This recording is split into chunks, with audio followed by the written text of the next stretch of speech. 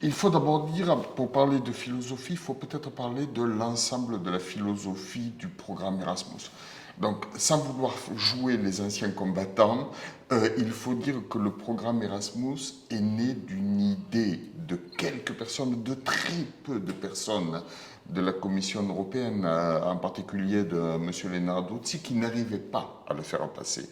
Donc, le programme Erasmus a été pris en main par des étudiants, en particulier par le président d'AG Europe à l'époque, qui s'appelait Frank Biancheri, et qui a voulu, ce syndicat a voulu donner une dimension particulière à la jeunesse. Jusqu'à cette époque-là, quand des jeunes de 18-30 ans partaient dans un autre pays en masse, c'était en uniforme, avec des armes, pour faire la guerre dans l'autre pays. Donc la philosophie Erasmus au départ a été une philosophie pour apprendre aux étudiants ce qu'était l'Europe, c'est-à-dire de la diversité de cultures, de la diversité de langues, et pour leur permettre de comprendre que cette Europe diverse était leur pays. Ça, c'est la base. C'est 1984, à peu près, 1984-1987. Déjà en 1994, la philosophie Erasmus avait changé. La diversité était toujours là, mais on parlait surtout de séjours en vue d'améliorer le niveau de langue. Aujourd'hui, malheureusement, on est passé à une étape supérieure et la philosophie, encore une fois, a changé. Plus de diversité culturelle. On est en train de tout uniformiser. Plus d'acceptation des choses différentes de la maison. C'est-à-dire que nous, en tant que tuteurs, par exemple, on doit trouver à l'extérieur une asignature qui soit identique à l'asignature qu'on a ici, à la matière que l'on donne ici. Donc il faut une uniformisation de plus en plus grande du système. Pire, la diversité de langues disparaît. On impose actuellement partout que un étudiant doit faire toutes ses études en anglais. On va vers une catastrophe. On va vers une catastrophe au niveau européen, on va vers une catastrophe au niveau étudiant et on va vers une catastrophe au niveau culturel.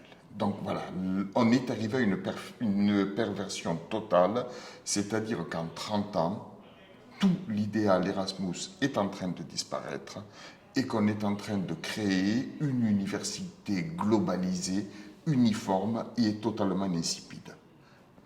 Donc voilà, pardon, je suis plutôt pessimiste aujourd'hui, mais je vois malheureusement que c'est la réalité de plus en plus importante. Par exemple, il m'a fallu convaincre un étudiant d'une faculté de traduction, autrement dit quelqu'un qui doit être en théorie très sensible aux langues. Il a fallu que je le convainque qu'il va à Paris théoriquement en France, pardon. Et l'étudiant était tout à fait surpris de devoir prendre aussi des matières en français. Il était surpris qu'il devrait passer des examens en français. Lui avait compris que tout se ferait en anglais. Il va être perdu, totalement perdu. Donc voilà, la philosophie des échanges est en train d'évoluer, malheureusement, et dans un mauvais sens.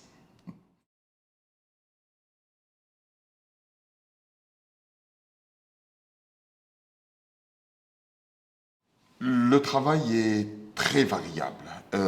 Il y a du travail avant, dans l'année qui précède le séjour, et il y a du travail jusqu'à quelques mois après le séjour.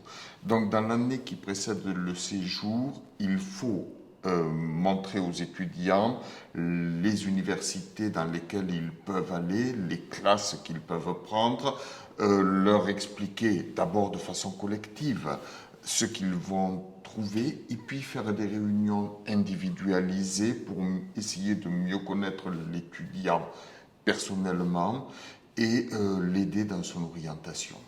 Donc ça, c'est le départ. Ensuite, on fait la sélection des étudiants en fonction et de leur niveau de langue et de leur combinaison linguistique et de leurs résultats scolaires, bien sûr. on passe à ce moment-là à une autre étape qui est l'inscription dans l'autre université, le choix des matières qu'ils vont devoir faire dans l'université.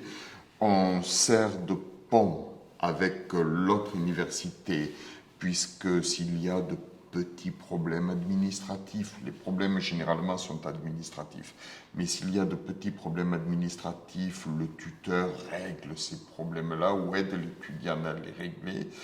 Puis on dit au revoir aux étudiants qui partent dans l'autre université. Pendant le séjour, il y a un suivi. Le tuteur doit vérifier les matières que l'étudiant fait pendant ce séjour. S'il fait des changements, c'est possible qu'il fasse des changements, donc il faut que ces changements soient documentés, soient justifiés. Ça, c'est aussi notre travail. Et au retour, au moment où l'on reçoit les notes des autres universités, il nous faut transmettre ces notes, les transcrire dans le système de notre université.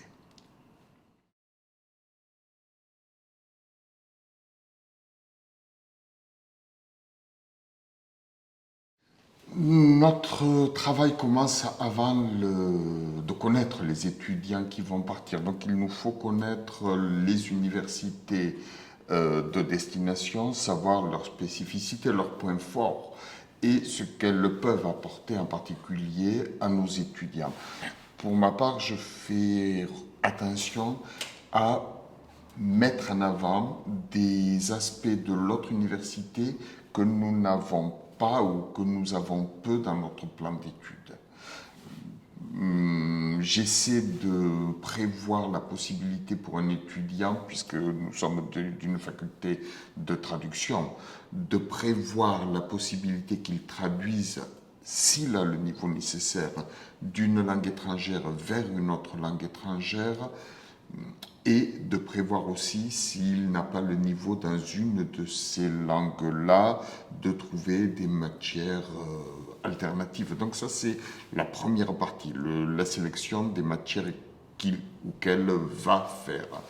Ensuite, c'est d'essayer de voir les possibilités matérielles du séjour, que ce soit le logement, que ce soit les moyens de transport, parce que ce sont les questions principales qui vont sortir dès la première réunion avec les étudiants.